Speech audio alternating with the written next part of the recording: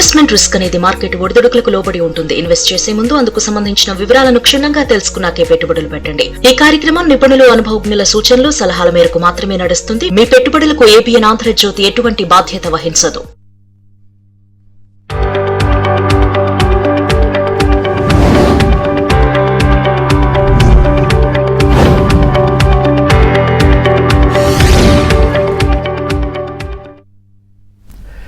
Good morning, welcome to ABN business. ఇక దేశీయ stock మార్కెట్లు లాభాల్లో ప్రారంభమయ్యాయి. సెన్సెక్స్, నిఫ్టీ లాభాల్లో ట్రేడ్ అవుతున్నటువంటి పరిస్థితి. అపోలో హాస్పిటల్ కావచ్చు, బజాజ్ ఫైనాన్స్ కావచ్చు, Bharti Airtel, Asian Paints, Coal India షేర్లు అయితే లాభాల్లో కనిపిస్తూ ఉన్నాయి. ఇటు ONGC, Bajaj Finserv, Adani Enterprises షేర్లు నష్టాల్లో కనిపిస్తున్నాయి. ప్రజెంట్ మనం చూస్తే నిఫ్టీ 50 24,135 దగ్గర కొనసాగుతోంది. ఇటు బీఎస్సీ సెన్సెక్స్ 77,221, నిఫ్టీ 500 23,241, అట్లాగే బ్యాంక్ నిఫ్టీ 57,796 దగ్గర కొనసాగుతోంది. 114 పాయింట్ల లాభంతో. ఇక మీకు మార్కెట్కి సంబంధించి ఏదైనా డౌట్ ఉంటే స్క్రీన్ పైన కనిపిస్తున్న నంబర్కి కాల్ చేయొచ్చు, లేదంటే కామెంట్ రూపంలో కూడా డౌట్ని అక్కడ రాయొచ్చు. మనతో పాటు senior business analyst VVK Prasad గారు ఉన్నారు. వారితో మాట్లాడి మీ సందేహాలు నివృత్తి చేసే ప్రయత్నం చేస్తాను. ముందుగా వారితో మాట్లాడను. Sir, good morning. Sir, present మనం చూస్తే కనుక గడిచిన వారం రోజులుగా పూర్తిగా చూసినప్పుడు పబ్లిక్ సెక్టర్ బ్యాంకులు కావచ్చు, అట్లాగే ప్రైవేటు బ్యాంకులు, defence, financial services, reality stocks పెరుగుతున్నట్టయితే కనిపిస్తా ఉన్నాయి. సార్, ఏంటి దీనికి అసలు కారణం ఏంటి? ప్రధానంగా మీరు చెప్పిన సెక్టర్లన్నీ పెరగాలి అంటే ఏ దేశంలో అయితే ఎకానమీ మంచిగా గాడిన పడిందని అనుకుంటారో, ఎక్కడైతే ఎకానమీకి ఇంకా రాబోయే రోజుల్లో మంచి సంకేతాలు ఉన్నాయి అని ప్రజలు, ఇన్వెస్టర్లు, ఇన్స్టిట్యూషన్స్ నమ్ముతాయో అటువంటి పరిస్థితుల్లో ఇటువంటి కంపెనీ షేర్లు పెరుగుతాయి. అంటే బ్యాంకింగ్ అండ్ ఫైనాన్స్ కంపెనీ షేర్లు పెరగడం కారణం. ఎందుకంటే ఎకనామిక్ యాక్టివిటీ పెరుగుతుంది కాబట్టి వాళ్ళకి వ్యాపార అవకాశాలు పెరగడం ఒకటి. అట్లాగే డిఫెన్స్ ఏమో ఈ మధ్య కాలంలో యుద్ధాలు విపరీతంగా జరుగుతూ ఉన్నాయి కాబట్టి అంతకు ముందులాగా సైనికులు అయితే దేశంలోనే పోగు చేసుకోవాలి. కానీ ఎక్విప్మెంట్ కనుకైతే ఏమొస్తుంది, ఎవరైనా సరే ప్రొడ్యూస్ చేయొచ్చు, ఎక్కడైనా ప్రొడ్యూస్ చేయొచ్చు. అందువల్ల డిఫెన్స్ లో ఫోకస్ పెరగడం, డిఫెన్స్ పెరుగుతుంది. ఇలా ఒక్కొక్క సెక్టర్ కి ఒక్కొక్క కారణం ఉంటుంది.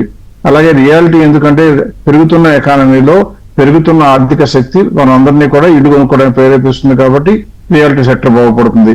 వీటితో పాటు పెరగవలసి అంతగా పుంజుకునే సెక్టర్ ఇంకా నిన్న మొన్న ఈ లాస్ట్ 1 వీక్ 10 days లో చూస్తే ఆటో అండ్ ఆటో యాన్సర్స్ కూడా. ఎందుకంటే ఇప్పుడున్న ప్రజల దగ్గర కనుక డబ్బులు పెరిగితే ఇళ్ళు, ఆస్తులు కొనుక్కుంటారు, ఖచ్చితంగా వాహనాలు కూడా కొనుక్కుంటారు. అందువల్ల ఆటో సెక్టర్ కూడా ఇప్పుడు కూడా లీడింగ్ ఇండికేటర్ అని చెప్పచ్చు మనం పెరగబోయే ఎకానమీకి. సో అందువల్ల దీన్ని బట్టి మనం ఇతమితంగా చెప్పగలిగేది ఏంటంటే భారతదేశం యొక్క ఆర్థిక ముఖ స్థితి బాగానే ఉంటుందని ప్రపంచంలో ఎక్కువ మంది నమ్ముతున్నారు అని దీన్ని మనం విశదీకరించుకోవచ్చు. రైట్ సార్, మీతో మాట్లాడడానికి రాజు గారు ఉన్నారు. సార్, కాలర్ రాజు గారు నమస్కారం. నమస్కారం సార్. ప్రసాద్ గారు ఉన్నారు. ప్రసాద్ గారు, గుడ్ మార్నింగ్ సార్. నమస్తే అండి. సార్, నా దగ్గర ఆర్వీఎన్ఎల్ 378లో, స్విగ్గీ 415లో ఉన్నాయి. రెండు కూడా అరౌండ్ 25-30% లాస్ లో ఉన్నాను. డిస్పోజ్ చేసి వేరే ఎస్బీఐ లాంటి వాటిలో ఇన్వెస్ట్ చేసా, కంటిన్యూ. రైల్వే వికాస్ ఆర్వీఎన్ఎల్ ఒకటి చెప్పారండి. ఆ కంపెనీ డేటానే గ్రాఫ్ చూపిస్తాం, స్క్రీన్ మీద చూపిస్తాం చూడండి. ఆ కంపెనీలో ఉంచుకోవచ్చా అంటే ఫస్ట్ ఎప్పుడైనా కంపెనీ బాగుండాలి. మీకు లాస్ వచ్చిందనే విషయం నిజమైనా కానీ దాని గురించి మనం పెద్దగా ప్రస్తావించకుండా ఇప్పుడు ఈ కంపెనీ ఉంచుకోవడం మంచిదా, వేరే కంపెనీలోకి వెళ్ళిపోవడం మంచిదా అని ఆలోచిస్తున్నారు. అందువల్ల నా అంచనా ప్రకారం గ్రోత్ లేని కంపెనీల్లో పట్టుకు వేలాడుతూ అందులో లాభం వస్తుంది అనుకునే కన్నా కూడా మంచి కంపెనీలోకి వెళ్ళడం మంచిది. లేకపోతే మీరు స్టేట్ బ్యాంక్ అన్నది అది కూడా చూపిస్తాను. అంటే ఆర్బీఐఎల్ నుంచి మాత్రం ఖచ్చితంగా వెళ్ళిపోవచ్చు. కారణం ఏంటంటే ఒకప్పుడు 7% ఉన్న ప్రాఫిట్ స్క్రీన్ మీద డేటా చూస్తే ఇప్పుడు 4% వచ్చేసింది. రైల్వేస్ మీద విపరీతమైన మోజు ఉన్న సమయంలో వేలం వెరిగా కొనడం మూలంగా రైల్వే స్టాక్స్ అన్ని కూడా ఆకాశాన్ని ముద్దాడడానికి ట్రై చేశాయి. అప్పుడు అందుకోలేక బొర్ల పడిపోయి డబ్బాని కింద పడిపోయినమాట వాస్తవం. అందువల్ల ఆర్వీఎన్ఎల్ లో ఇప్పుడు పస ఉంటుందంటే ప్రస్తుతానికైతే మాత్రం స్కోప్ కనపడటం లేదు. అలా అని ఇక నుంచి 2 ఏళ్ల పాటు ఉంటుందా అంటే అలా ఎవరూ చెప్పలేమండి. రాబోయే క్వార్టర్లో కనుక రిజల్ట్ బ్రహ్మాండంగా ఇచ్చి టర్న్ అరౌండ్ అయిపోతే పర్వాలా. ఎందుకంటే ఆ కంపెనీకి బ్రహ్మాండంగా లీడింగ్ పర్ఫార్మర్ కింద చేసినటువంటి ఎండి ఆ మధ్యకాలంలో లాస్ట్ 3-4 months లోపల రిటైర్ అవడంతో ఆ యొక్క ఫోకస్ పోయినట్టుగా కనపడుతుంది. లేకపోతే స్టేట్ బ్యాంక్ కొనుక్కోవచ్చు అన్నారు కాబట్టి స్టేట్ బ్యాంక్ కూడా చూపిస్తాను.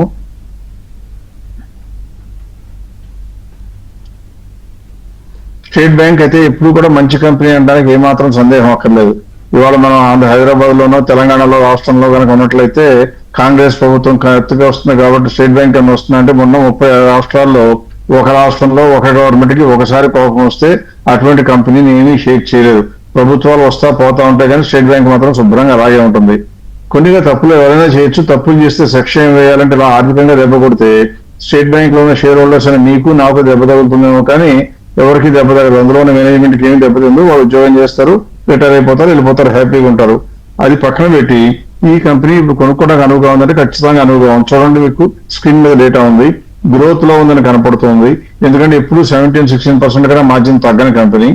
5,15,000 కోట్ల టోటల్ టర్న్ ఓవర్ ఉంటే ప్రాఫిట్ కూడా చూడండి 85,000 కోట్లు, మార్కెట్ క్యాప్ దాదాపు 10 లక్షల కోట్లు. ఎంత ఉన్నా కూడా దాని PE రేషియో ఎంత ఉందండి? 11.22.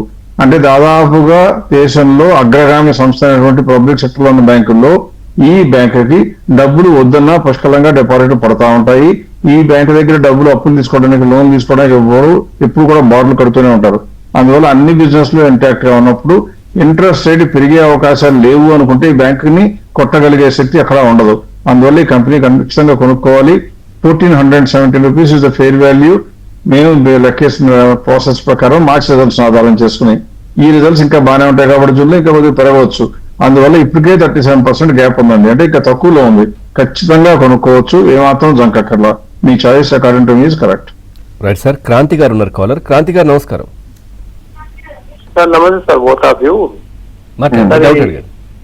సార్ ఈ డెలివరీ ఒకటిను క్యాప్స్టన్ ఎప్పుడు తీసుకోవచ్చా అండి ఒక 1 year కోసం? డెలివరీ ఎందుకు అనుకుంటున్నారో చెప్తారా ఒకసారి? నా ఇంట్రెస్ట్ గురించి అడుగుతున్నా. అంటే నేను చదువుకున్న ప్రకారం కొంచెం ఫండమెంటల్ బాగానే ఉంది అనిపిస్తుంది సార్. అంతేగాని మొత్తం స్టడీ చేయలేదు, మొత్తం స్టడీ చేశాను. కొత్తగా మా గురువు గారు ప్రసాద్ గారు చెప్తారని చెప్పేసి ధైర్యంతో thank you for your confidence. ఒకసారి చూడండి, డేటా చూపిస్తాను చూడండి. నాకు మీరు మన ఇద్దరం ఎంత స్నేహితులమైనా మీ అందరికీ నన్ను అడిగిన ప్రతి ఒక్కరికి వీలైనంత వరకు డబ్బు సంపాదించే మార్గాలు సూచించాలని నాకు కోరిక తీవ్రంగా ఉన్నా నేను మనిషినే కాబట్టి కెపాసిటీ లిమిటెడ్. కానీ నెంబర్లు అనలైజ్ చేయడంలో మాత్రం మిగతా వాళ్ళకన్నా కొద్దిగా ముందుంటానికి ప్రయత్నిస్తూ ఉంటాం. ఇప్పుడు డేటా చూద్దాం చూడండి ఒకసారి. ఈ డేటా చూస్తుంటే మీకు కనపడుతుంది ఏంటో చూడండి. 8,000 కోట్ల నుంచి 8 క్వార్టర్లుగా, అంటే దాదాపుగా 2 సంవత్సరాలుగా ముక్కి మూలిగి 8,500 నుంచి 1,500 కోట్లు. అంటే ఎంత అన్యాయంగా ఉందంటే 20% ప్రాఫిట్ పెరగడానికి 2 సంవత్సరాలు, ప్రాఫిట్ కాదు సేల్స్ పెరగడానికి ఎంత పట్టింది. ప్రాఫిట్ ఎంత పెరిగిందని చూస్తే మాత్రం బాగా ఇంప్రూవ్ అయింది. 100 crores నష్టం ఉండే కంపెనీ ఇప్పుడు 152 కోట్లు. కానీ లాస్ట్ టైం కూడా అంటే 2025-12 కూడా 152 కోట్లు ఉంది, ఇప్పుడు కూడా అంతే ఉంది. టర్న్ ఓవర్ పెరిగినా ప్రాఫిట్ పెరగలేదు. అందుకే మార్జిన్ చూస్తే 1.55 ఉన్న వల్ల 1.45. ఇక్కడ మార్జిన్ గురించి మనం ఎక్కువ ఆలోచించిన అవసరం లేదు. ఎందుకంటే ఈ కంపెనీకి ఈ గడిచిన 3 నెలల కాలంలోనూ 6 నెలల కాలంలోనూ పెరిగిన క్రూడ్ ఆయిల్ వల్ల, అంటే పెరిగిన ముదిరినటువంటి సంక్షోభం వల్ల ఈ క్రూడ్ ఆయిల్ పెరిగితే లాజిస్టిక్స్ కంపెనీ అనేది కూడా బాగా దెబ్బపడుతుంది. ఇది కూడా లాజిస్టిక్స్ లో ఉన్న కంపెనీ కాబట్టి ఖచ్చితంగా దెబ్బ పడక తప్పదు, పడింది. ఇప్పుడు కొద్దిగా గొప్ప శాంతి పవనాలు వస్తున్నాయి కాబట్టి అది కనుక తగ్గితే క్రూడ్ ఆయిల్ ఆల్రెడీ దాదాపుగా 70 కూడా వచ్చింది, 72 కూడా వచ్చిందంటే అర్థం ఏంటి? 30% తగ్గింది. ఇప్పుడు ఇవాళ రోజున 80లో ఉండొచ్చు. కానీ అది కనుక 65 కూడా 70 కనుక వస్తే ఈ కంపెనీకి క్రూడ్ ఆయిల్ రేటు తగ్గితే, డీజిల్ రేట్లు అన్ని తగ్గితే ఆటోమేటిక్ గా కాస్ట్ ఆఫ్ ప్రొడక్షన్ తగ్గుతుంది. తగ్గితే మార్జిన్లు మళ్ళీ ఎక్స్పాండ్ అవడానికి అవకాశాలు ఎక్కువ. అందువల్ల ఈ కంపెనీ కొనుక్కోవడానికి బాగానే ఉందని చెప్పొచ్చు. ఇది గ్రోత్ లో ఉందని చెప్పడం జరిగింది. మీకు ఆల్రెడీ చూస్తుంటే గ్రోత్ లో ఉంది అని చెప్పినప్పుడు మనం నెక్స్ట్ చూడవలసిన పారామీటర్ ఏంటి? 30% గ్యాప్ ఉందా లేదనేది. 32% గ్యాప్ ఉంది. సో కాబట్టి ఈ కంపెనీ ఖచ్చితంగా మంచి కంపెనీయే. You are in good company. అందులో ఇప్పుడు బెటర్ గా వచ్చిన డెవలప్మెంట్, లేటెస్ట్ గా వచ్చిన డెవలప్మెంట్స్ మూలంగా బాగా లాభపడడానికి అవకాశం ఉన్న company. I think you should hang around with that. Right sir. Lakshmi గారు ఉన్నారు చెన్నై నుంచి. లక్ష్మి గారు నమస్కారం. నమస్తే అండి. మీ డౌట్ అడగండి. ప్రసాద్ గారు ఉన్నారు. నా దగ్గర 2 షేర్స్ ఉన్నాయండి, ఎప్పటి నుంచో ఉండిపోయినాయి. అవి కొంచెం బ్లాక్ అయితే ఉన్నాను. అవి ఉంచుకొస్తే సరి చేసేయాలా అని తెలుసుకోవడానికి కాల్ చేశానండి. ఒకటి AEGIS వివో ప్యాక్ అండి, ఇంకొకటి వివో పెయింట్స్ అండి. ఒక్కసారి AEG వివో ప్యాక్ స్క్రీన్ మీద చూపిస్తుంది కదా, స్క్రీన్ మీద చూపిస్తాను. ఏజిస్ ఓపాక్ టెర్మినల్ అండి. అవునండి. ఇంకోటి ఇండిగో పెయింట్స్ అండి. ఇంకోటి ఏదన్నారు?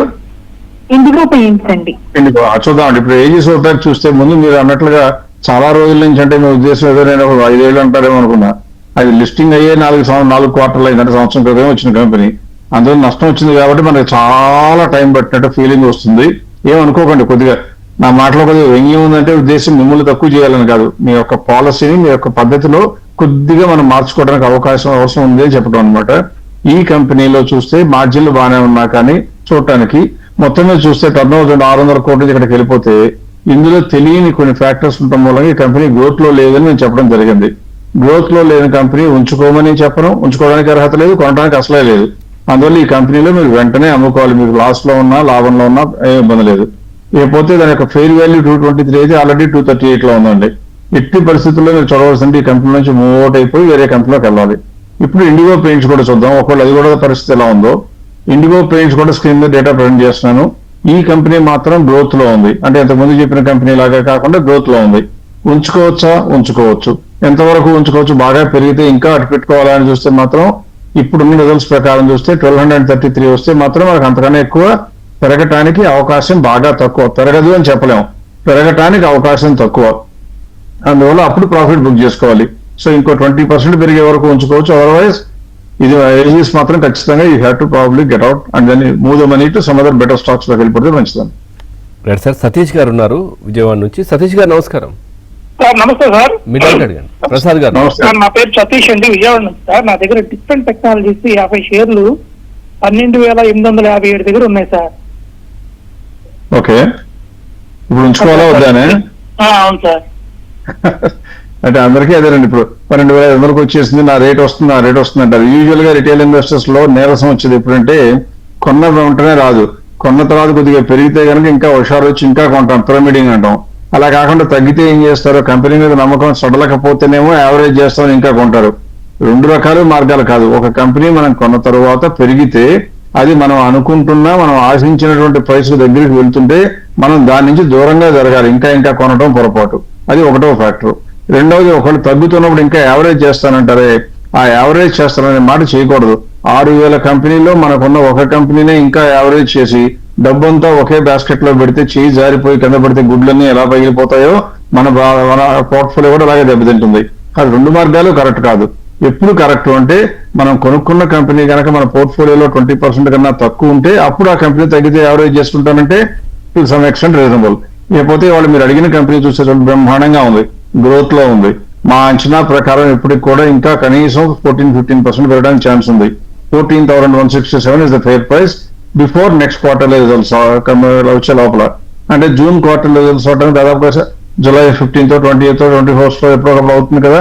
అప్పటి వరకు మాత్రం ఆ లోపల 14,167 లేదా 14,200 రేంజ్ కి వస్తే అకార్డింగ్ టు మీ మీరు 12,850 నుంచి లాభంలో కూడా వస్తారు కాబట్టి అమ్మొచ్చు. ఇప్పుడు మాత్రం కంగారు పడి బేజారు పడి అమ్మవలసిన అవసరం లేనే లేదు. Company is doing very well, company is consolidating. దానిలో ఒక్కటే ఏంటంటే వాలటాలిటీ ఎక్కువ. అంటే పెద్ద షేరు పెద్ద ప్రైస్ ఉండటంతో ఎక్కువ మంది కొనడానికి ఇష్టపడకపోవడం మూలంగా కొనుక్కునే వాళ్ళు అమ్మేవాళ్ళు ట్రేడర్లు కూడా పరిమిత సంఖ్యలో ఉంటారు. వాళ్ళలో ఒక్కళ్ళు 100 మందిలో 50 మందిలో 60 మంది కనుక కొందాం అనుకుంటే విపరీతంగా పెరగడం, అదే 60 మంది ఇవాళ అమ్ముదాం పెరిగింది కదా అనుకుంటే విపరీతంగా తగ్గడం జరుగుతూ ఉంటుంది. ఆ వాలటాలిటీని భయపడకుండా ఉంచుకోవాల్సిన షేరు అది 14,200 వస్తేనే అమ్ముదాం, లేకపోతే మాత్రం విల్ స్టే ఇన్.